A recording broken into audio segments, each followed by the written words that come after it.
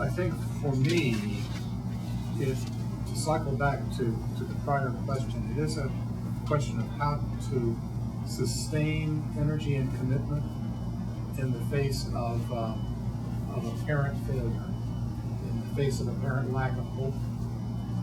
And what I know about that from my own personal spiritual life is that you find ways to get yourself fed. So you find ways to create some successes so that you can convince yourself that more successes are possible. You find simple ways to get people involved to shift from being against into an activism, even if it's as simple as signing an electronic petition. Right? It's a low investment, but you find ways to have people feel and have yourself feel that you can actually make a difference. There's a huge spiritual cost to this war, I think, for the entire American people. I think the soul of our nation is at risk.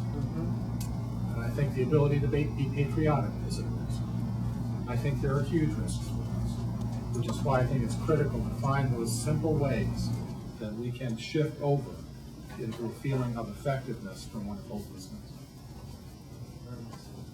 I think there's a huge spiritual cost to the families as well as to the troops. We talked to some of these wives who had their husbands over there 2, 3, and 4 times, and the impact it has on them in terms of their family life, their hopelessness, their questioning of whether they should even be in the military.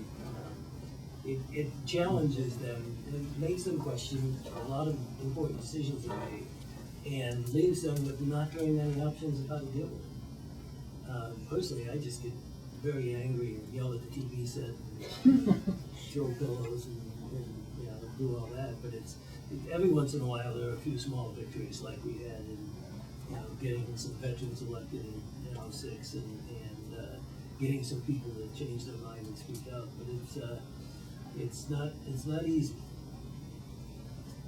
I think Bill is exactly right. The soul of our nation is at risk, and I have experienced several dark nights of the soul, as it were, over this crisis that we have. And I was told a few days ago on the Capitol, we were having breakfast, and I think back to 9/11, a horrible dark day when we were attacked. And the next day, the front page of Le Monde in Paris, we are all Americans. Right. And the 100,000 people who showed up on the streets of Tehran to demonstrate in favor of the United States and against Al-Qaeda, and how the world was so united, and what a moment that was for us. And then I think about what we've done. There was a poll taken last week by Pew. In 2000, Turkey, that very important part of the world, 52% of the Turks, when asked the question, how do you feel about the United States? 52% identified the United States as a friend and an ally in 2000. They asked the same question 2 weeks ago, and only 9% of Turks were willing to identify the United States as a friend. And that's reflected around the world. And it's reflected all over the world. And that region. That's horrible. It's scary. And I really do feel sometimes depressed by watching the trajectory of where we're going and our inability to stop this madness. And then I think about this wacky idea that we had when all desperation, we were so desperate just days before the invasion of Iraq, and when we realized there was nothing we were going to do to stop it, we said, well, what if everyone at 7 p.m. on Sunday night before the invasion went to their church or their mosque or their town square or their synagogue and just lit a candle of defiance of the attack and of hope. And we said it, and do that, and take a photograph of it, a digital photograph, and send it to us, and we'll put it up on the web.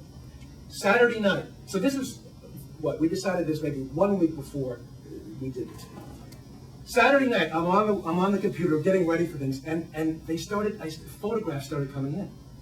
And I said, well, wait a minute. Oh no, they mistook, they got the wrong day. That they were coming in from Bangkok and Melbourne.